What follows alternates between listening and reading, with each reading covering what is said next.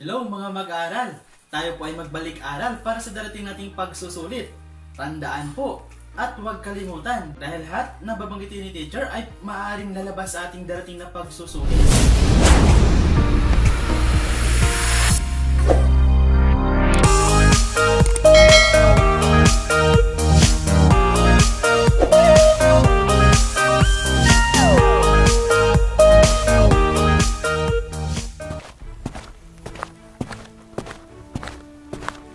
Magandang araw, mga mag-aaral, mula sa ika-4, ika-5 at ika-6 na baitang. Ngayon po ay magbalik-aral tayo para sa darating nating pagsusulit. Makinig po at tandaan kung anong aking sinasabi dahil lahat ng ito ay lalabas sa darating nating pagsusulit. Una muna ay ang ika-4 na baitang. Makinig po. Profesyonal na manggagawa ang tawag sa mga taong manggagawa na nakapagtapos sa kolehiyo at itinuturing na may mataas na kakayahan at kasanayan sa kanilang hanap buhay. Halimbawa nito ay ang guro, nurse, inhinyero, abogado, arkitekto, doktor at iba pa. Skilled workers, ang tawag sa taong manggagawa na may specialization sa isang kasanayan ng paggawa. Halimbawa ay technician, electrician, kusinero, karpintero, sekretarya at receptionist. Unskilled workers, tawag sa taong manggagawa na nangangailangan ng sapat na lakas at kaalaman sa paggawa. Mga halimbawa nito ay hardinero, kaminero o street sweeper, basurero, construction worker, kasambahay at labandera. It's more fun in the Philippines, tawag sa programa ng Department of Tourism upang makahikayat ng mga turista mula sa ibang panig ng mundo. Yamang tao, tawag sa itinuturing na pinakamahalagang yaman ng bansa. Populasyon, ang tawag sa bilang o dami ng tao sa isang lugar. Yamang lupa naman ang tawag sa likas na yamang matatagpuan sa kalupaan ng Pilipinas tulad ng mga puno, halaman at mga hayop. Yamang mineral, isang halimbawa ng yamang lupa tulad ng ginto, pilak, tanso, nikil, chromite at limestone. Yamang tubig, ito ay tumutukoy sa mga likas na yamang matatagpuan sa mga katubigan ng Pilipinas. Halimbawa nito ay mga isda tulad ng bangus, tilapia, hito, lapu-lapu, tambakol, balyena, pating, hipon, tahong, alimango, pusit, perlas, korales, halamang dagat at iba pa. Endangered species, ang tawag sa kaunti ng bilang ng hayop o halaman. Climate change, ang tawag sa pagbabago ng klima ng mundo. Clean Air Act, isinasaad sa batas na ito na ang DNR ay inatasang bumuo ng emission standards para sa mga industriya at mga katulad ng establishmento na naglalabas ng mga pollutant sa hangin. Philippine Clean Water Act o Republic Act No. 9275, nilalayon ng batas na ito na mapangalagaan ang mga katubigan ng bansa laban sa pollution na nagmumula sa mga establishmentong komersyal, agrikultura at mga gawaing pangkabuhayan. Republic Act No. 9003 o ang tinatawag nating Ecological Solid Waste Management of 2003. Nakasaad sa batas na ito ang pagbukod-bukod ng mga solid waste o basura sa bawat barangay. Republic Act 9147 o Wildlife Resources Conservation and Protection Act. Naglalaan ang batas na ito para sa konserbasyon at proteksyon ng mga maiilap na hayop at ng kanilang tirahan.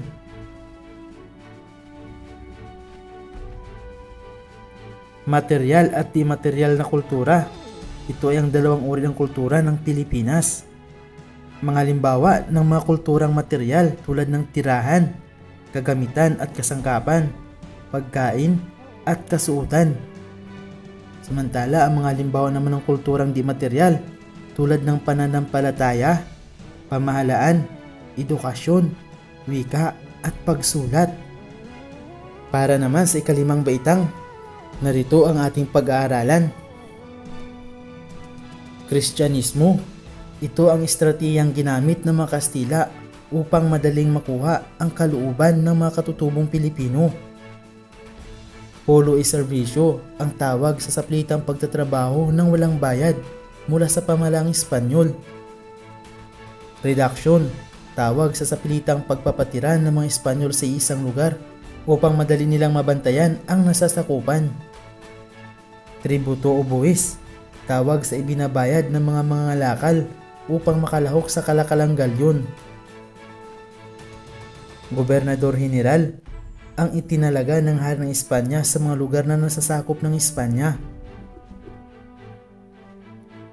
Misyonerong Agustino, napadpad sa mga lalawigan ng Tagalog, Pampanga, Ilocos, Cebu at Panay. Misyonerong Pransiskano naman ang napadpad sa mga lugar ng Camarines at Rio ng Bicol.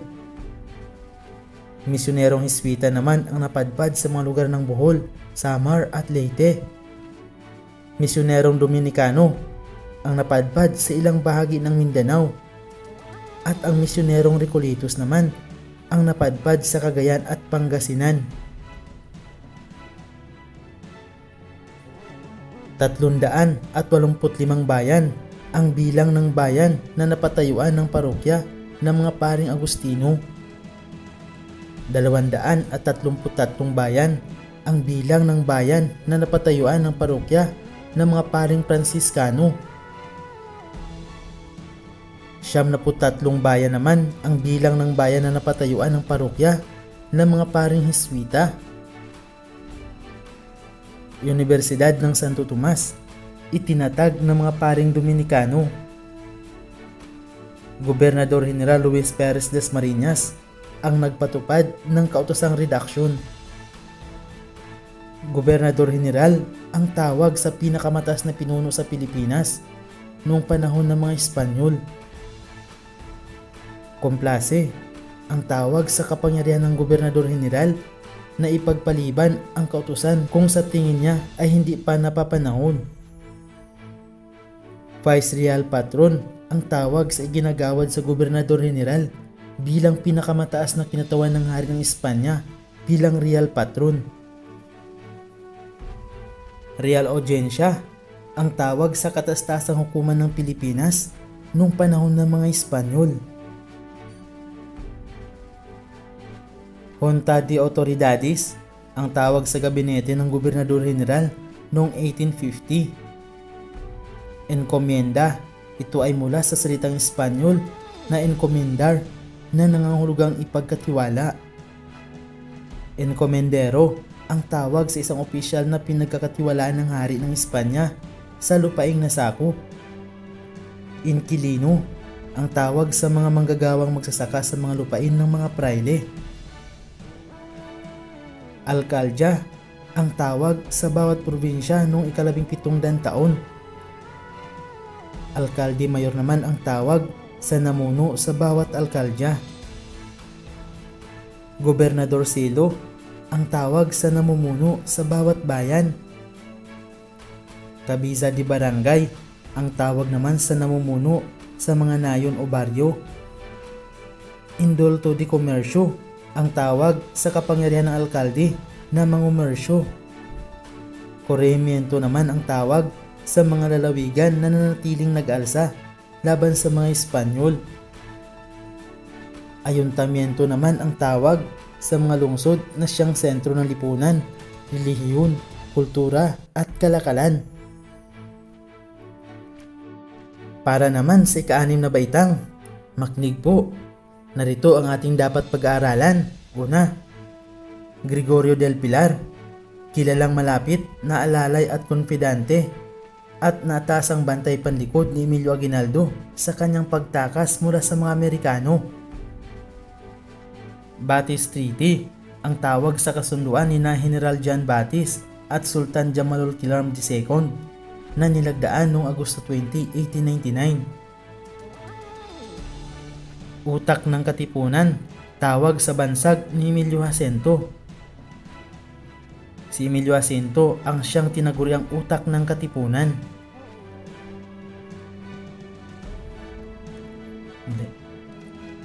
Disyembre 15, 1875, isinilang si Emilio Jacinto. Turuzo, Maynila, dito isinilang si Emilio Jacinto. Pingkian at Dimas Ilaw ang ginamit na sagisag ni Emilio Jacinto sa kanyang panulat. Malaria at disenterya ang sakit na dahilan ng pagkamatay ni Emilio Jacinto. Apolinario Mabini, kilala bilang dakilang paralitiko. Tanawan, Batangas, dito ipinanganak si Apolinario Mabini. Hulyo 23, 1864, ipinanganak si Apolinario Mabini. Mayo 13, 1903, namatay si Apolinario Mabini. Kawit, Cavite, dito ipinanganak si Emilio Aguinaldo. Marso 22, 1869, ipinanganak si Emilio Aguinaldo. Don Carlos Aguinaldo, ang ama ni Emilio Aguinaldo. Doña Trinidad Fami, ang ina ni Emilio Aguinaldo. Batas Maura, ang batas na ito ang naging dahilan ng pagiging captain municipal ng Kawit ni Emilio Aguinaldo noong 1895. Pedro Paterno, ang nagkumbinsi kay Emilio Aguinaldo upang lagdaan ang kasunduan sa biyak na bato. Hong Kong, dito na exile sina Emilio Aguinaldo at iba pang mga pinuno ng revolusyonaryo. Nobyembre 14, 1875, ipinanganak si Gregorio del Pilar. San Jose, Bulacan, dito ipinanganak si General Gregorio del Pilar. Fernando del Pilar, ang ama ni General Gregorio del Pilar. Felipa Simpio, ang ina ni Gregorio del Pilar. Palanan, Isabela, dito nadakip si Emilio Aguinaldo.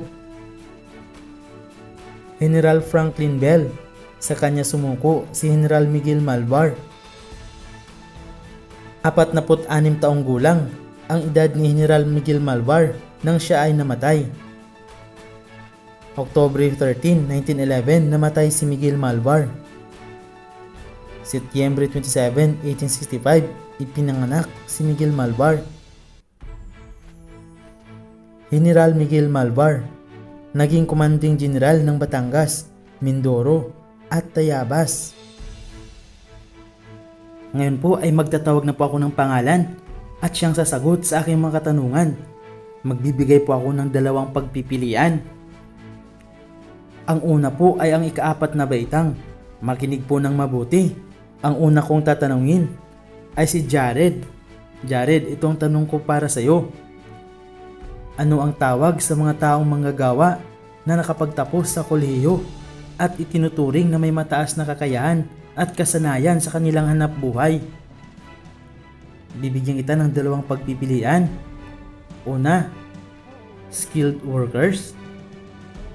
Pangalawa, professional na manggagawa. Alin sa 2 ang tamang sagot, Jared? Right, ang tamang sagot ay professional na manggagawa.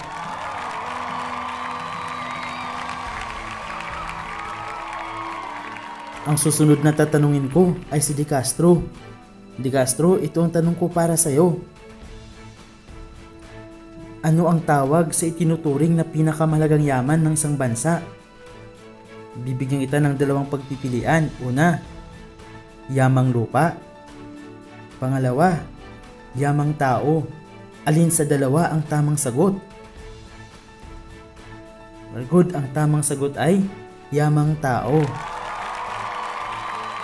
Ang susunod na sasagot sa aking tanong ay si Ethan. Ito ang tanong ko para sa iyo. Ano ang tawag sa pagbabago ng klima ng mundo? Bibigyan kita, Ethan, ng 2 pagpipilian. Una, climate change.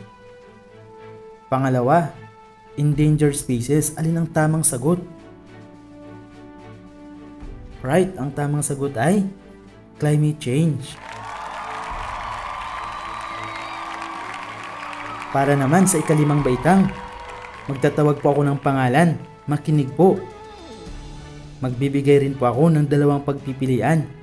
Ang unang sasagot sa aking tanong ay si Stanislaw. Stanislaw, itong tanong ko para sa iyo.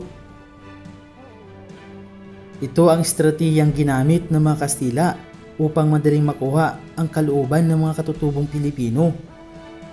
Bibigyan kita ng dalawang pagpipilian. Una, Kristyanismo.